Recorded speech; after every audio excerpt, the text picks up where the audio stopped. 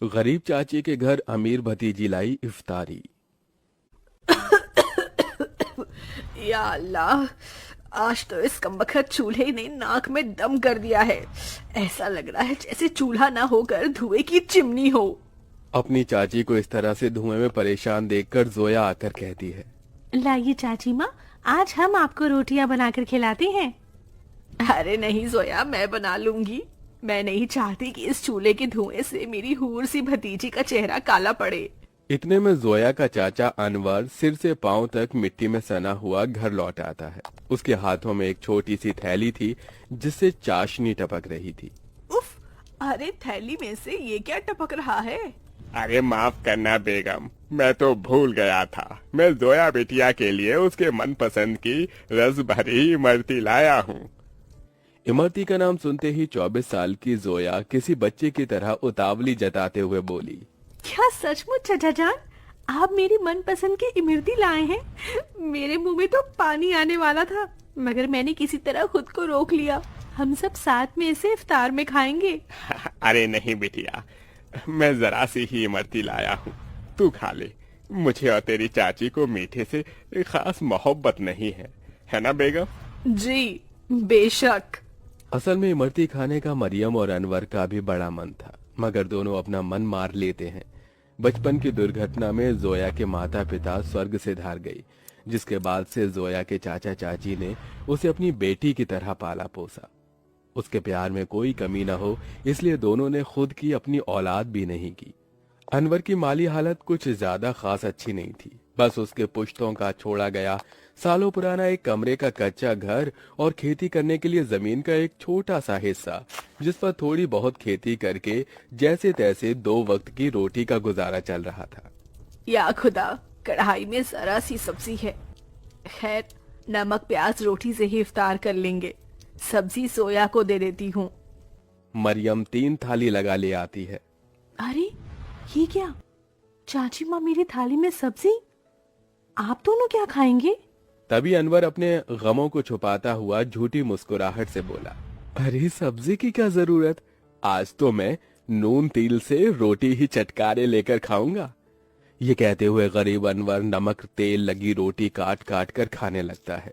अपनी गरीब चाचा चाची का ऐसा दुख देखकर जोया का कलेजा कचोट पड़ता है। वो रो पड़ती है।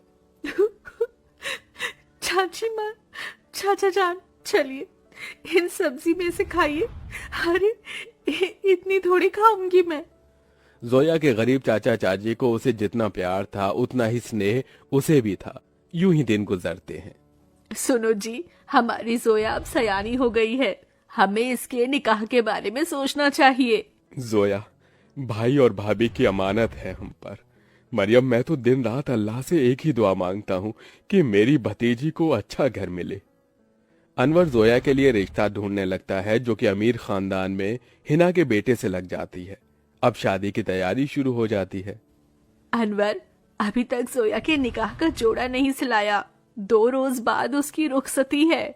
जानता हूँ बेगम, मगर जितना कर्ज लिया था वो खर्चा हो गया। मैंने तुमसे एक बात भी छिपाई है, मैंने अपनी जमीन बेच दी। क्या जमीन बेच दी? उसी से तो फकत अभी तक हमारी रोजी रोटी चल रही थी। अब क्या करेंगे आगे?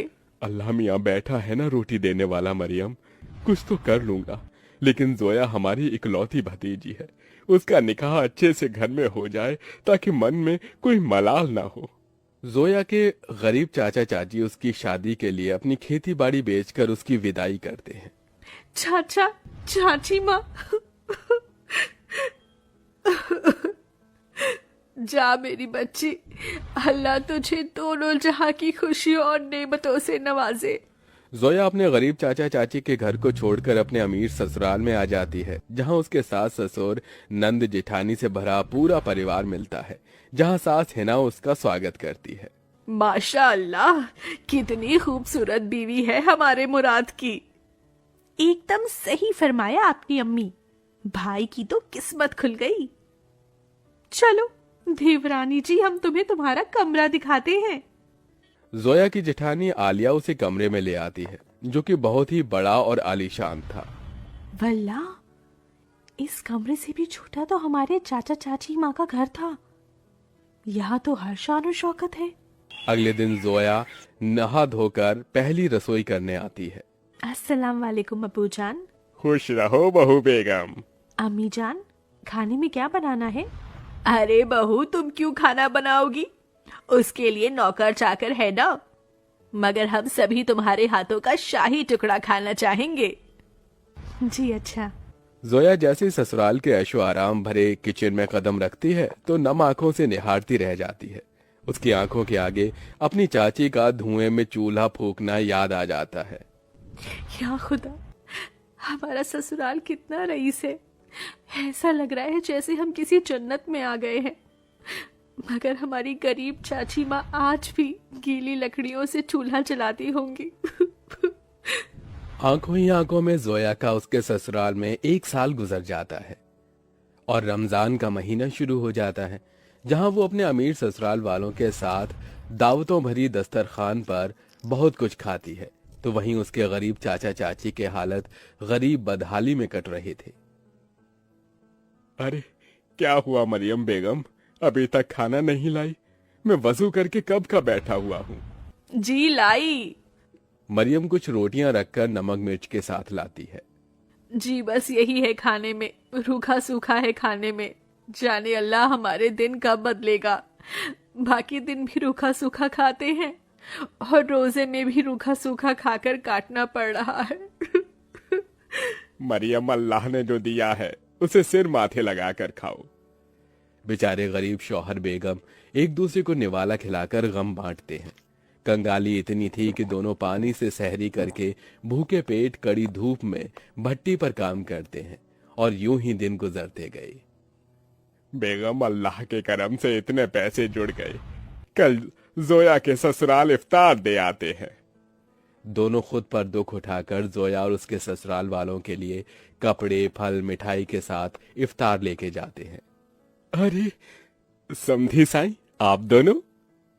वालेकुम अस्सलाम समधी जी, ये आप सबके लिए हमारी ओर से इफ्तार का छोटा सा नजराना। तभी महंगा सा जोड़ा पहने हुए जोया आकर अपने चाचा चाची के गले लग गई। उसकी आंखों से आंसू छलक पड़े। चाची माँ, चाचा जी, कैसे हैं आप? गरीबी और गमों भरे हालातों को छुपाते हुए दोनों झूठ बोलते हैं। हम अच्छे से हैं। अरे बच्ची, तू खुश तो है? जी चाचा, मैं बहुत खुश हूँ। यहाँ सभी हमारे साथ बहुत ही अच्छे से प्यार मोहब्बत से रहते हैं। अल्लाह का शुक्र है जो तुझे इतना मोहब्बत भरा ससुराल मिला है। अच्छा, अब इजाजत दीजिए। अरे भाई जान, अभी तो आए हैं, अभी ही जा रहे हैं। थोड़ी देर में इफ्तार का समय हो जाएगा। इफ्तार की दावत खाकर जाइएगा। नहीं आपा, हमारे यहाँ बेटी के ससुराल का पानी भी नहीं पीते। हम चलते हैं, अल्लाह हाफिज। उनके जाने के बाद जोया की नंद ने कहा, अम्मी, आपने गौर फरमाया भाभी जान के चाचा चाची काफी कमजोर से लग रहे थे और कुछ परेशान भी थे। नाजिमा, लाजमी है कि वो कुछ परेशानी में है। बहू, तेरे चाचा चाची बहुत ही खुददार हैं। ऐसे तो वो हमारी मदद लेंगे नहीं। एक काम कर, तू भी उनके लिए इफ्तारी लेके जा, इन्हें अच्छा लगेगा।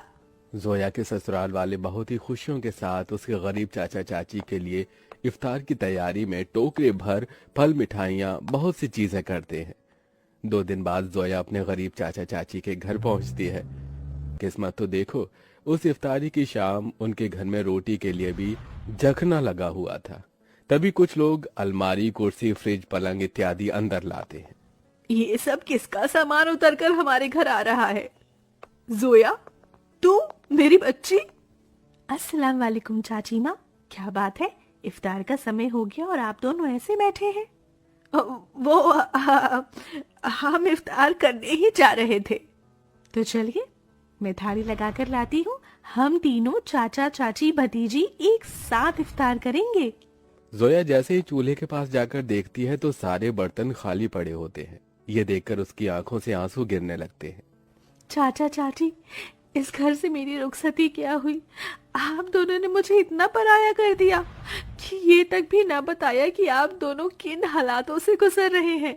मेरी बच्ची, इस घर में क्या तूने कम गमजादगी उठाई थी? चाचा, चाची माँ, आप दोनों ने भी तो मेरे लिए कितनी कुर्बानी दी, कितनी मेहनत मशक्कत की और मुझे शहजादी जैसा पाला पोसा। अब मेरी बारी है। इसके बाद जोया खुद अपने हाथों से इफ्तार में बहुत कुछ बनाती है। इफ्तार की दावत देखकर उसके चाचा चाची पेट भरकर खाते हैं। आज एक अरसे बाद ऐसी इफ्तारी नसीब हुई है, वरना तो सालों से गरीबी में रूखे सूखे से रमजान के रोजे कट रहे थे। मैं यहाँ आप दोनों को सिर्फ इफ्तार देने नहीं आई, बल्कि ईद पर आपको मेरे यहाँ आना है और ये अम्मी अब्बू का हुक्म है। हम आएंगे बिटिया, जरूर आएंगे। जोया के गरीब चाचा चाची ईद के दिन उसके घर आते हैं, जहां उनका खूब स्वागत होता है और सभी साथ मिलजुल कर ईद मनाते हैं।